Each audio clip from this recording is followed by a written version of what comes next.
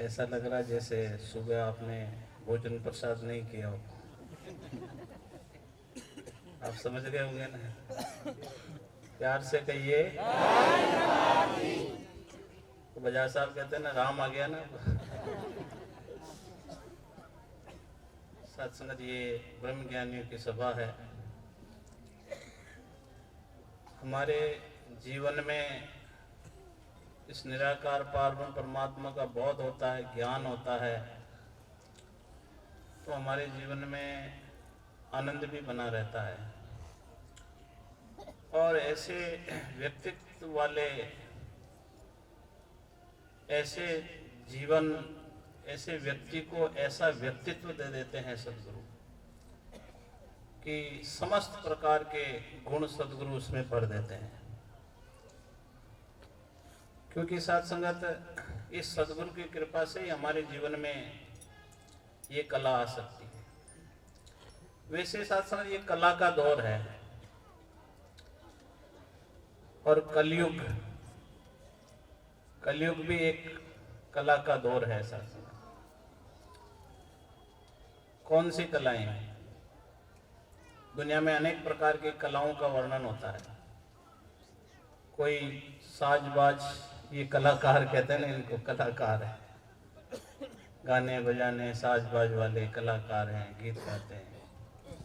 कोई मैकेनिक का कलाकार होता है, कोई किसी प्रकार का ड्राइवरी का कलाकार होता है, कोई किसी भी प्रकार की जिसमें निपुणता होती है वो उसका कलाकार होता है। लेकिन सदगुरु अपने भक्त को अनंत अनंत जो है कलाएं बख्श देता है, क्योंकि उसमें ऐसी साथ संगत समझ भर देता है। आपको पता है कि किस प्रकार अंगद जी जब रावण की नगरी में पहुंचे तो रावण को ललकार रहे थे। अब रावण गुस्से में कहता है कि अभी मैं तेरा सर कलम कर दूंगा। लेकिन अंगद जी कहते हैं कि सर कलम करने की बात तो छोड़िए रावण जी महाराज, मेरा ये पांव धरती पे गाड़ देता हूं, ये भी तुम नहीं हिला सकते हो। अब आप देखिए भक्त का विश्वास, भक्त का विश्वास देखिए आप। जबकि रावण इतना बलवान था कि वो शायद अंगद का पांव उठाता तो कुछ भी हो सकता था। लेकिन रावण जैसे ही आगे बढ़ता है, पांव पकड़ने की कोशिश करता है, तो क्या कहते हैं, आपको लज्जा नहीं आ रही? मेरे चरण पकड़ रहे हो, अगर मेरे प्रभु राम के चरण पकड़ते तो तुम्हारा कल्याण हो जाता। यानी कि कहने का क्या भाव है, वो गुण, वो कला, दुर्गम से दुर्गम कार्य को भी किस प्रकार से सरलता में कन्वर्ट कर देना है, शासन ये इसकी सिखलाई है। सतगुरु के हुक्म में जो जीवन जीता है, सतगुरु उसको अनंत प्रकार से गुणों से नवाज देता है। वो उदाहरण हम सुनते हैं किस प्रकार से राजा जनक की सुपुत्री माता सीता, जिनका जो है विवाह के लिए राजा जनक ने प्रण किया हुआ था, जो कोई ये हमारे भगवान शंकर के धनुष को तोड़ देगा, एक शर्त रखी गई थी कि इस धनुष को जो तोड़ देगा सीता का विवाह उसी से होगा। अब बड़े बलशाली, ताकतवर, बड़े बुद्धिमान आए, बड़े बड़े महारथी रावण जैसे ऐसे बलशाली व्यक्ति आए, कंस जैसे नाना प्रकार की कलाओं वाले। अब दौड़ करके आवे और उस धनुष को तोड़ने जावे, वो धनुष जो है तोड़ने की तो अलग बात, हिलता ही नहीं सकता। अब जो आगे वापस जाके बैठता है तो पीछे वाला उठता है, मैं तोड़ता हूं। लेकिन जो पहले जो हार के आ गया वो कहता है परमात्मा, मेरे से धनुष नहीं टूटा तो ये अब जा रहा है ना, इससे भी नहीं टूटे, क्योंकि सीता का विवाह मेरे से नहीं हुआ तो इससे भी नहीं हुए। वो कैसी भावना है सर, किसी से धनुष नहीं टूटा। तो जब राजा जनक घबरा गए, या तो मेरी पुत्री कुंवारी रह जाएगी, बिना विवाह के रह जाएगी, या मुझे अपना प्रण बदलना पड़ेगा। अभी आजकल तो छोटी मोटी चीजों में तुरंत बदल जाते हैं, उस समय प्रण का बड़ा महत्व था। आज हमने भी प्रण लिए हैं ना सदगुरु से। सत्संगत प्राण जाए पर वचन न जाए, ऐसी उस वक्त की जो है सीमाएं थी। राजा जनक कहते हैं या तो मेरी पुत्री कुंवारी रह जाएगी या जो है आज मेरा प्रण टूट जाएगा। क्या धरती पे कोई ऐसा वीर पुरुष नहीं है जो इस धनुष को तोड़ पाए?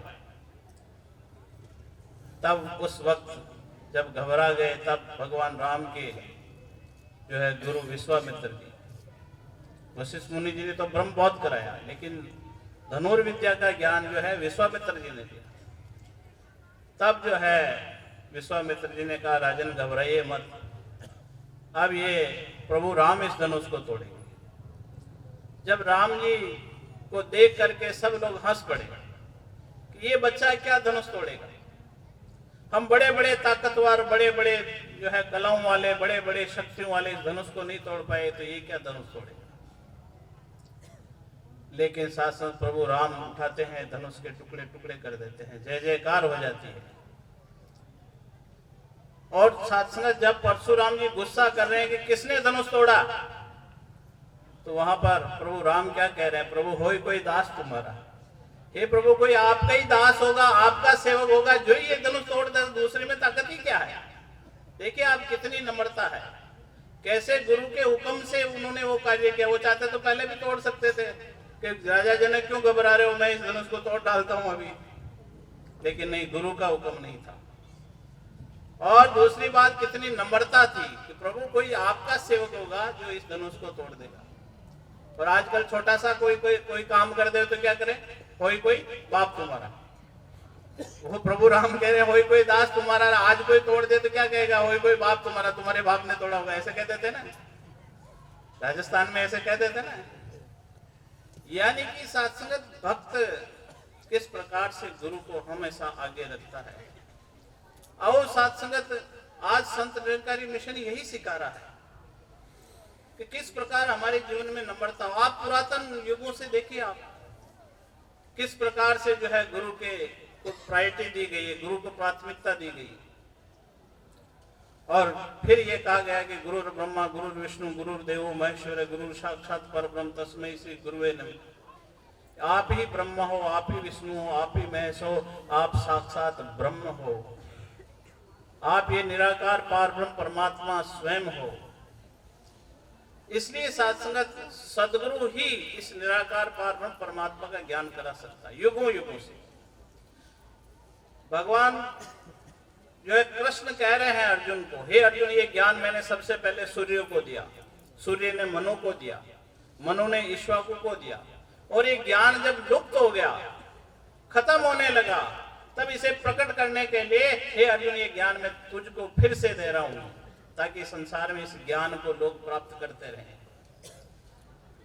सत्संगत जब देश आजाद नहीं हुआ था सन 1929 में, कैसी आपाधापी मची हुई थी चारों तरफ, उस वक्त भी सदगुरु बाबा बूटा सिंह जी ने संसार को सुखी करने का बीड़ा उठा लिया।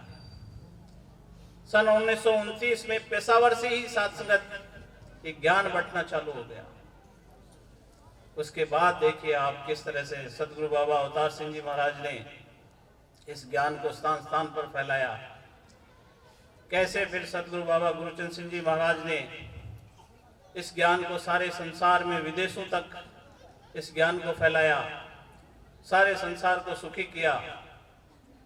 सत्संगत बात बहुत लंबी है।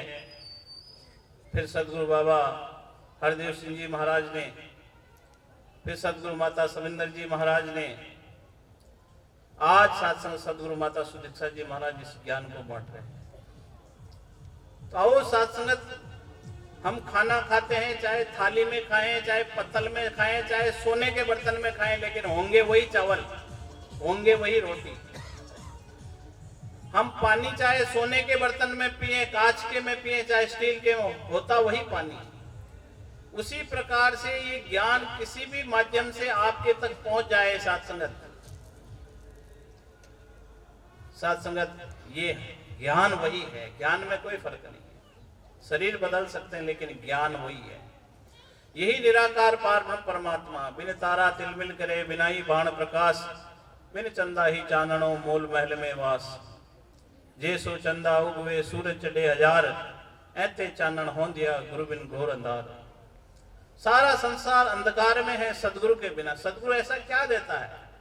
इस निराकार पार ब्रह्म परमात्मा की रोशनी हमारे जीवन में दे देता है, जिससे साथ हमारे को रहने का, बोलने का, चलने का, खाने का, पीने का, साथ संगत सभी तरीके हमारे जीवन में समझ आने लगते हैं।